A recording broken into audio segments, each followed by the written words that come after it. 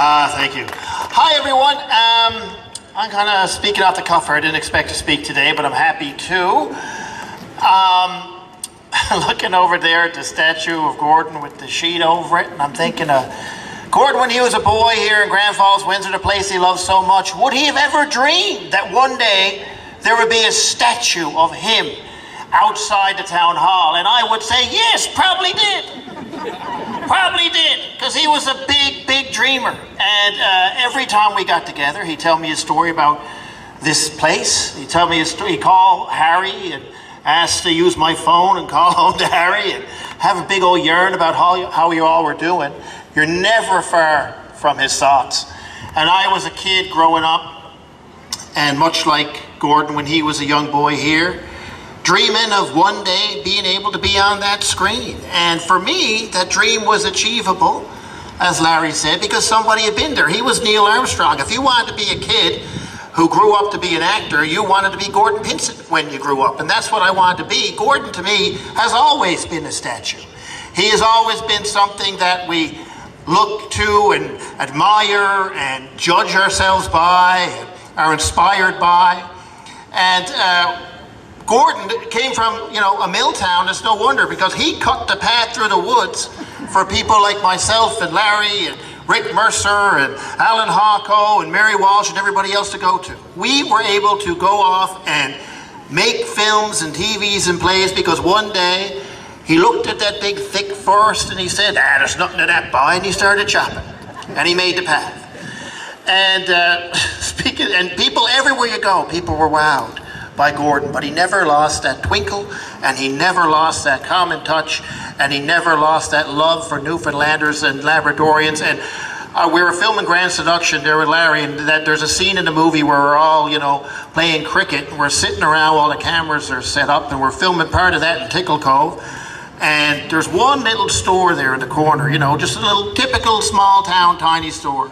And Gordon's looking over at it, and he says, Mark, dear boy, do you think there's chips in that shop? I said, boy, I dare say there's a good chance. Should we go find out if there is? This, I figure, okay, come on, we go. So we wander over to the store, we go in the window, you go through the door, it's like dingle, dingle, the little bell rings, we walk in, and there's this little old lady behind the counter, and she's a few years older than Gord, I reckon. And she was there, and she's sitting there, flipping through the Herald, and she sees her, dingle, dingle, and she looks up, she's like, oh, and all the air gets sucked out of the room, because Gordon Pinsent just walked into her shop, and she starts, playing with her hair and fixing her little apron and everything, and Gordon's perusing it, like he's in an art gallery. He's like, sour cream and onion, barbecue, regular, and he's making his choices, and the missus goes, buddy, come here. And she hauls me over, and I go up, and I say, yes, ma'am. She goes, do you work for Gordon Pinsent? And I said, well, in a way, don't we all?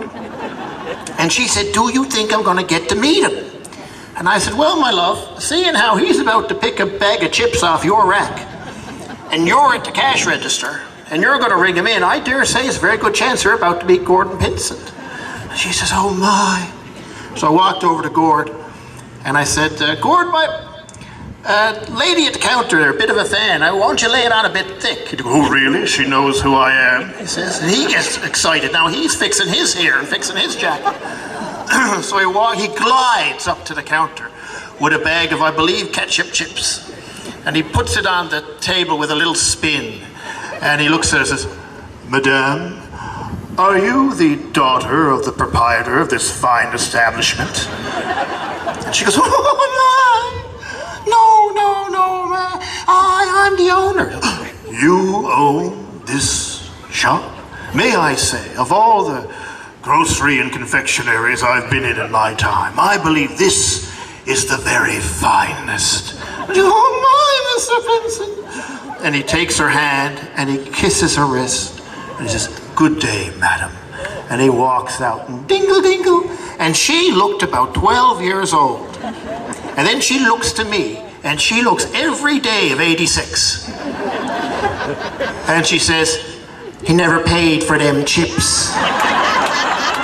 And that was Porky Pinsent. I admired Gordon Pinsent, but I dearly loved Porky Pinsent from Grand Falls, Windsor. So thank you for giving him this day, and happy birthday, Porky!